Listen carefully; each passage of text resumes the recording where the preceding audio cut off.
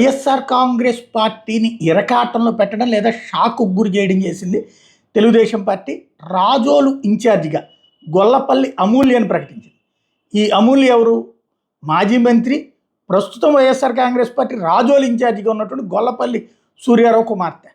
అంటే ఇప్పుడు గొల్లపల్లి సూర్యారావు అన్న పార్టీ మారుతుండాలి, తెలుగుదేశంతో డీలింగ్స్ చేసుకుంటూ తన కూతుర్ని అటుకు పంపించినటువంటి ఏర్పాటు చేసి ఉండాలి. లేదా గొల్లపల్లి సూర్యారావుని దెబ్బతీయడానికి ఆయన కుమార్తెని తెలుగుదేశం పార్టీ అభ్యర్థిగా ప్రకటించడం ద్వారా రివర్స్ గేమ్ వేసి ఉండాలి. ఏది ఏమైనా ఒకే నియోజకవర్గంలో తండ్రి కూతుళ్ళ సవాల్కి సంబంధించినటువంటి అంశం ఇక్కడ కీలకం.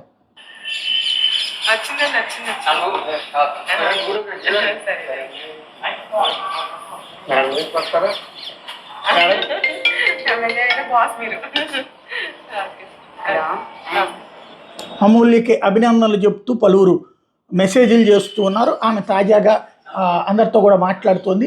అంటే ఇది గొల్లపల్లి సూర్యారావు ప్లాన్ చేసుకున్నారా, తెలుగుదేశంలోకి తన కూతురుని పంపించి తన రాజకీయ సన్యాసం తీసుకోవడానికి సిద్ధపడ్డారా, లేకపోతే తండ్రి కూతుళ్ళ మధ్య విభేదం లైక్ ముద్రగడ పద్మనాభం కుమార్తె క్రాంతిల మధ్య తరహాన చూడాలి.